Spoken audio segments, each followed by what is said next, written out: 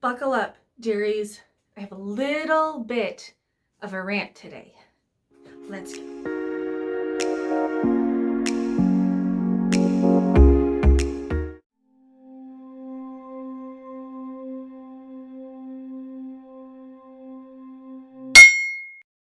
Hello, dearies. I'm LeFae. Thank you so much for joining me and hanging out with me today. If you're new here and you don't know, I am on an adventure to leave 100 pounds in my past.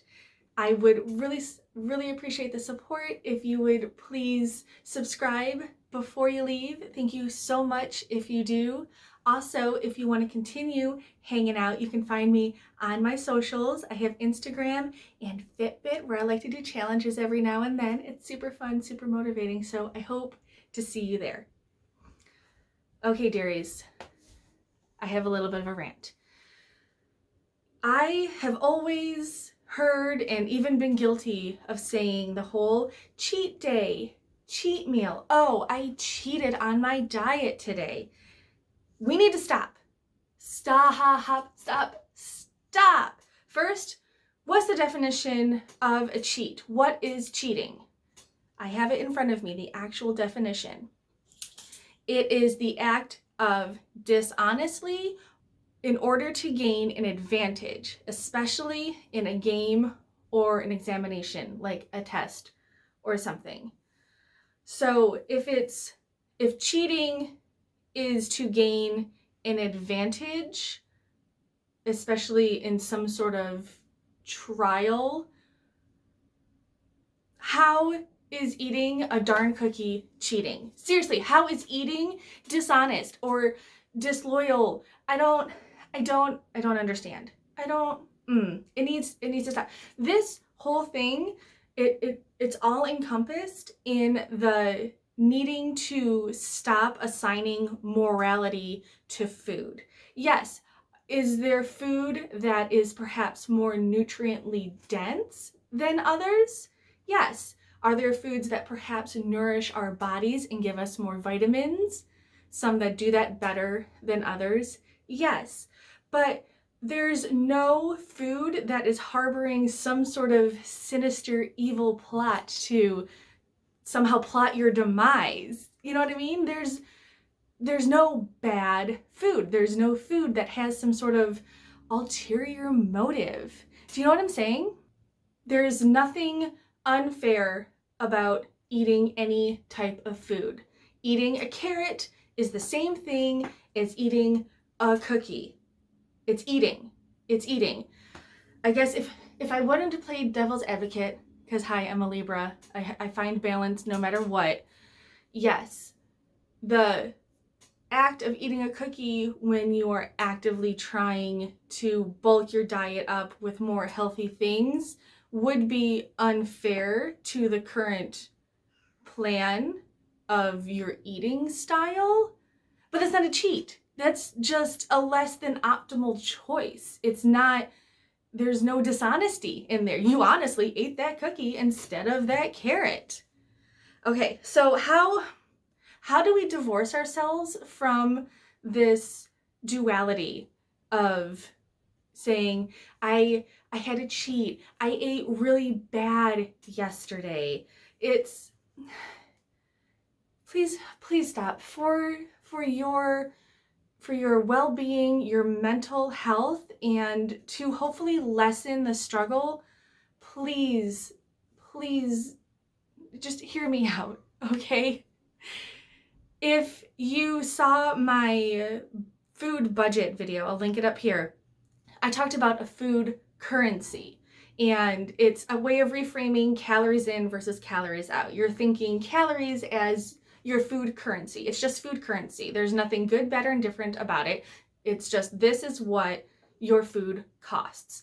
And every day you have a certain amount of food currency that you can spend, and spend all of it. If you know that between 13 and 1500 calories is your sweet spot, spend it. Spend that currency. That is all of yours to spend every single day. So please spend it. if you know that today, for whatever reason, it's a special occasion, or you know that maybe Shark Week, Aunt Flo is coming around, a particularly stressful day at work is coming, you know there's a lot on your plate, and you know that having a larger dessert is really going to hit the spot at the end of the day, then know that and save 300 to 400 food currencies to do that. Eat a little bit lighter so that you can have that option. Budget your food currencies. So, all right, let's say that you didn't see an impromptu dinner party, or for whatever reason, because life happens, you end up spending more food currency than you perhaps should have spent that day. What? Is that a cheat? Did you eat badly? No, not at all. You just spent a little too much. That's it.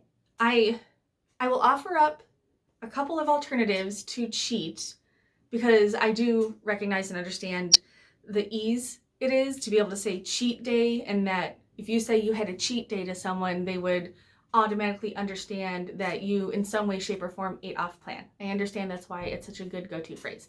I would like to offer up these alternatives. Perhaps you indulged.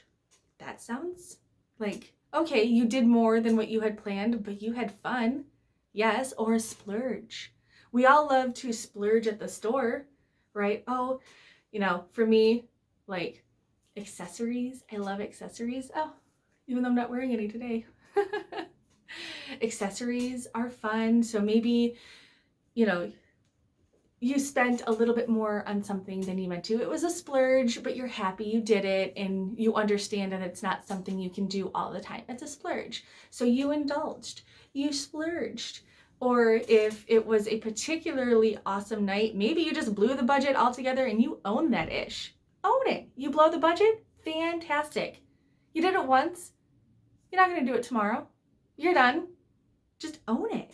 Spent extravagantly, indulged, splurged, blew the budget. I think using words like this reframes it and makes it sound like it was worth it. Maybe it was planned and you knew it was coming, and there's no guilt. There's no guilt associated with these, at least for me. Pick your own words. The point here is to move away from assigning those feelings to our food choices, because we all need food. We must eat in order to live, survive, and carry on. Eating cannot come with negative feelings. And dearies, please don't forget that all of this coming from this mouth is a mouth that has also struggled with disordered eating since she was 15. I'm about to turn 35. I do understand the weight of what I'm saying. And I understand that for so many people, not assigning feelings to food feels impossible. It can be done. It can be done. Just try it and keep trying and keep trying. You have to at least fake it till you make it, right? Calories are neutral.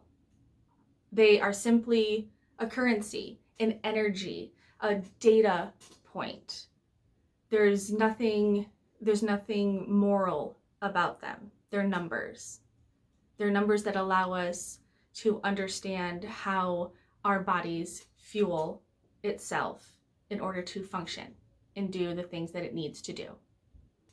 And I understand we all have just one day. There's always just one day that we go, oh man, that was a little much. And I did the math. There's probably a good 30 to 35 days a year, like one whole month out of 12. For me, I know are days that are just don't even track. Who cares? You're going off the rails, blowing the budget, splurging on everything. I know that that's going to happen. Heck, I just spent a whole week on vacation and it was okay. Over the 4th of July, I didn't weigh, I didn't track, and I had about 12 Trulies, I still showed a loss. It's because I've reframed my approach. I will have a video, a just one day video, kind of going more into depth on this, so I don't want to spend the time here, but it's just one day. Own it, accept it, and let it be in your past. Remember, dearies, this is an adventure. We're not a before and an after. We're a past, a present, and a future. So let the choices you made be, that's your past. That's not going to define what you do today. You're going to learn from it, and you're going to know better and do better. Thank you, Maya Angelou.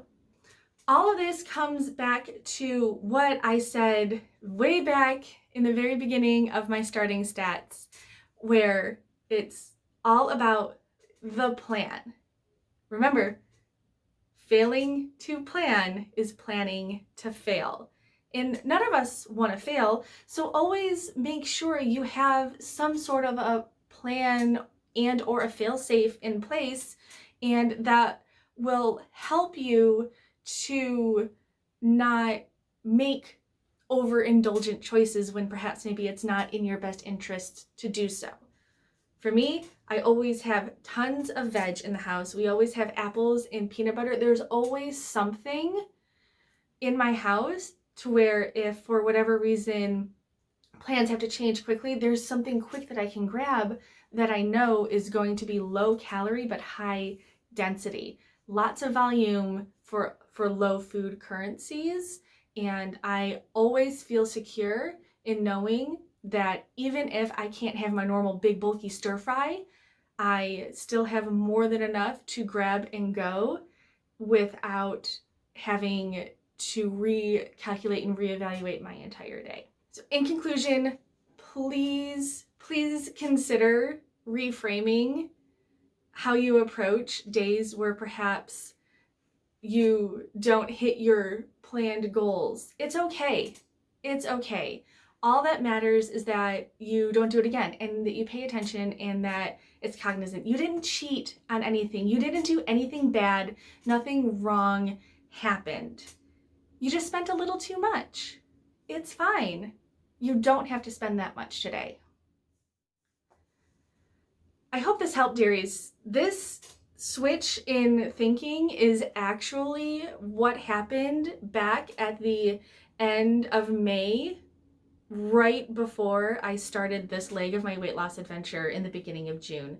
This is what clicked for me, that sometimes you can have things that maybe aren't going to serve your purposes, but it's okay, because in the long run, it's not going to derail the overall progress. It's an adventure. If you found any of this helpful, please give this video a like, and please talk to me down in the section beyond the veil. I would love to know your thoughts on this. And if any of it was helpful, please let me know. I know that this was kind of a little bit more of maybe a deeper subject level than I do all the time. So if it helped, I will be so happy. I hope I didn't scare anyone. Friday is my next weigh-in, and fingers crossed we will show a Wonderland celebration. Aunt Flo did visit, so a little bit of me is worried that I'm just gonna stay the same. Thank you, water retention. Fingers crossed. Pray to the stars, the moons, the gods, all the things. Just Friday just has to be just down a little. So send all those vibes to me, please, dearie.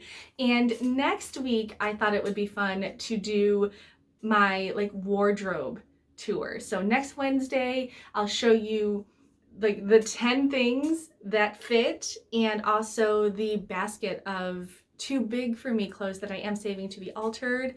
And who knows, maybe I'll have a few new things to show off too.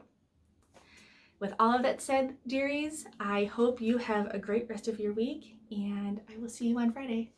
Bye.